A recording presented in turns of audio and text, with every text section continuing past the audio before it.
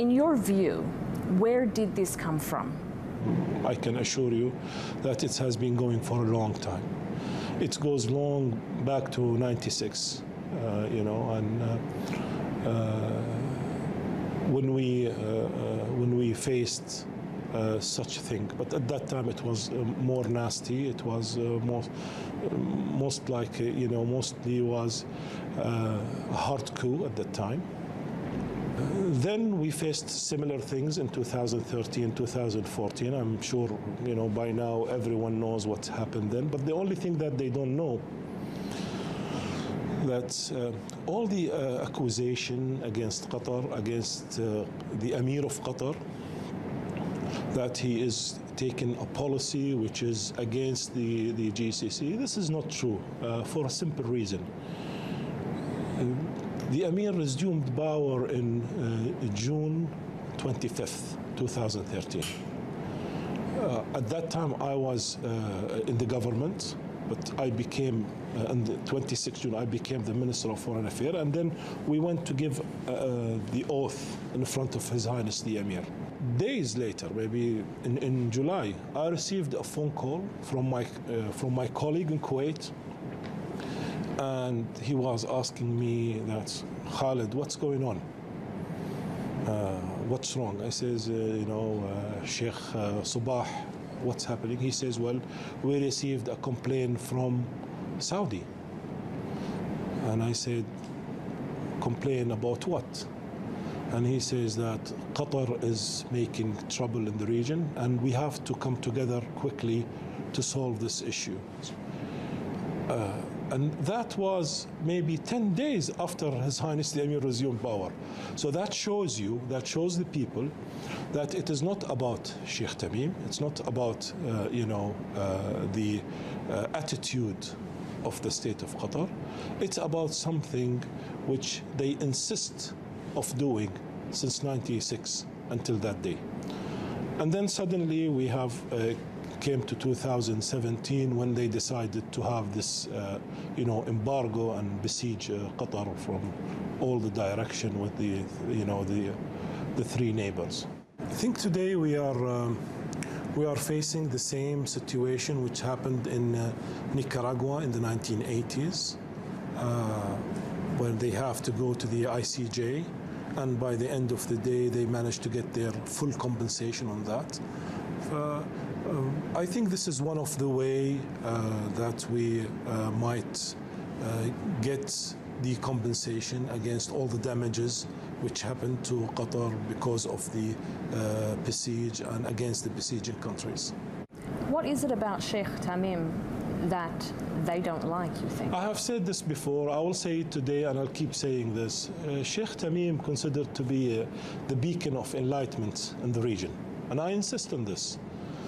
This man have given our children, the best education anyone can have, the best health standard. He raised the name of Qatar all over the globe.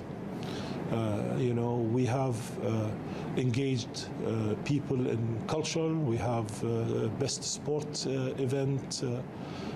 As I say, the education, the health. So what's a citizenship wants?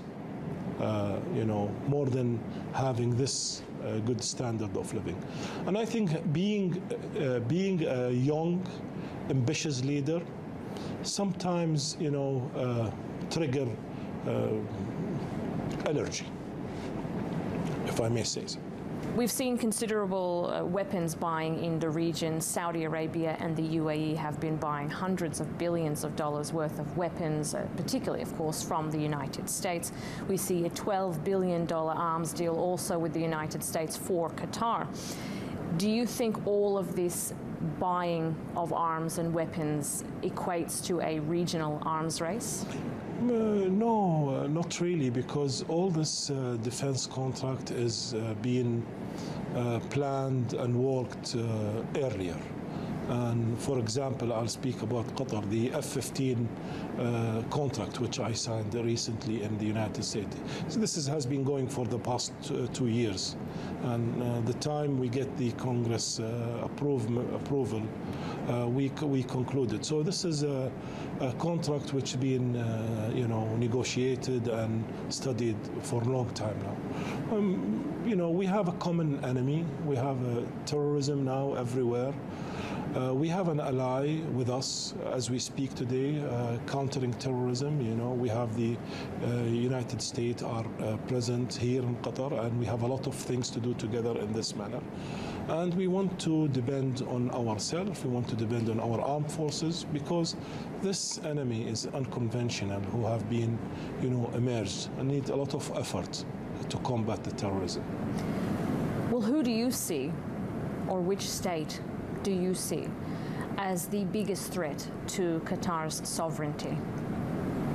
Well, you cannot pinpoint a finger to a state or to a direction.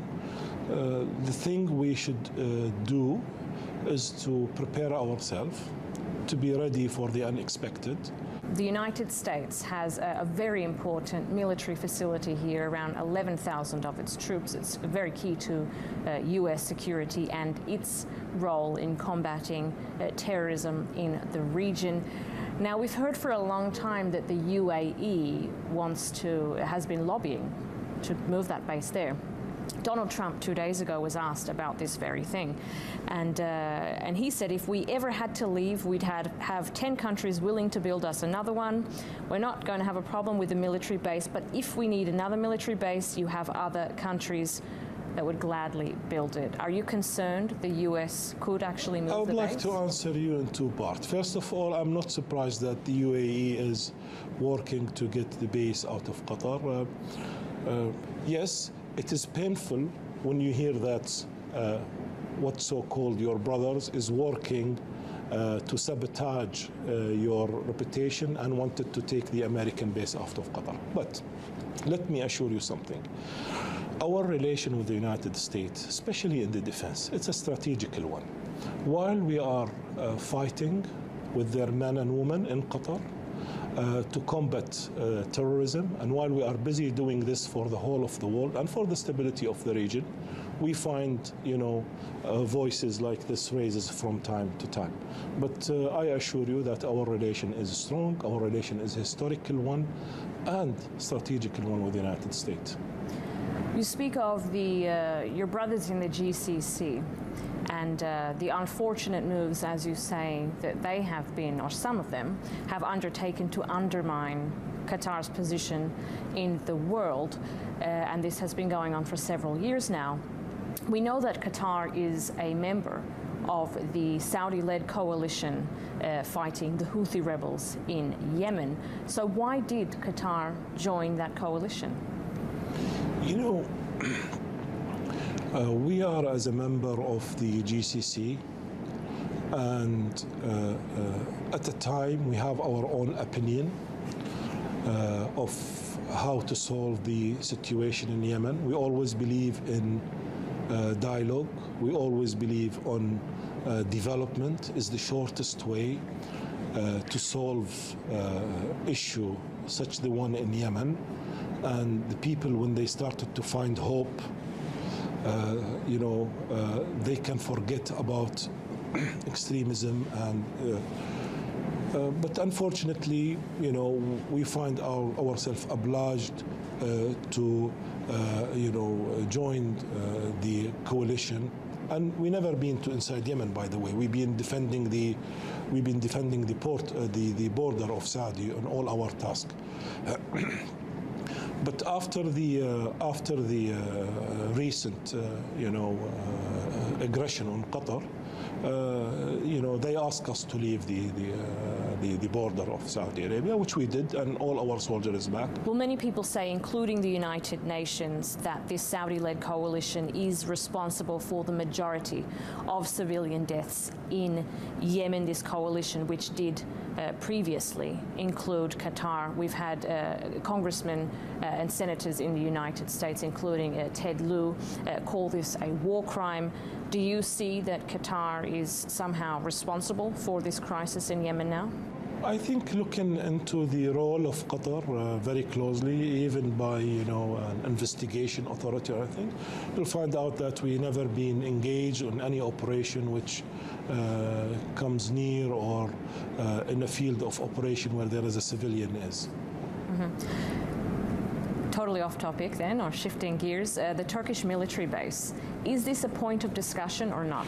Well, yes, it was one of the 13 points which popped out to us, and they asked us to close the Turkish base. But, unfortunately, we did not choose the time to attack and besiege and, boycott Qatar. They did choose the time. So they cannot come and ask us to close a base where everybody knows about it from a long time back. And this is consider a relation between two sovereign state country. It's 1 year since the attempted coup in Turkey in 2016, July 15. So how close do you think Qatar was to this sort of situation happening here? Well, I think we were watching the scene very closely. His Highness the Emir was the first to call President Erdogan at that day. And we had, if I may say so, a gut feeling that Qatar will be next for somehow.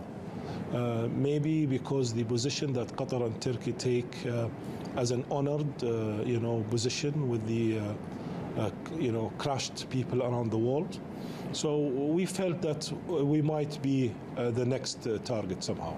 Well, in the midst of this crisis, or in the beginning of the crisis, you saw Turkey springing into action to send aid and food and whatever it could to Qatar, the same as Iran. So what is the relationship now with Iran? Has it changed? Has it improved? Because this, of course, is one of those 13 demands. No, when we come to the relation between us and Iran, if we look around us, the neighbors who boycotted us, who besieged Qatar, they have way far relation with Iran than Qatar do. If you come to the trade, they have billions of dollars with Iran. If you talk about the Iranian presence, they have hundreds of thousands. So the matter in the end of the day, it is not having relation with Iran or not, because they have better relation with Iran. But in this crisis, Iran did reach out for us, especially on the food supply, and this is the only way we have. Lastly, going back to the GCC, is the GCC as we know it dead, and could things ever return to the way that they were? If you asked me this question before 5th of June, I would say the GCC is there. But today, it is not me to answer you. I don't have the mandate to answer you. The answer for this question is only in the hand of the Qatari people. In the Qatari, if they say we want to leave the GCC, would you say okay? I don't have a say on this today. Today, this is for the Qatari people to decide.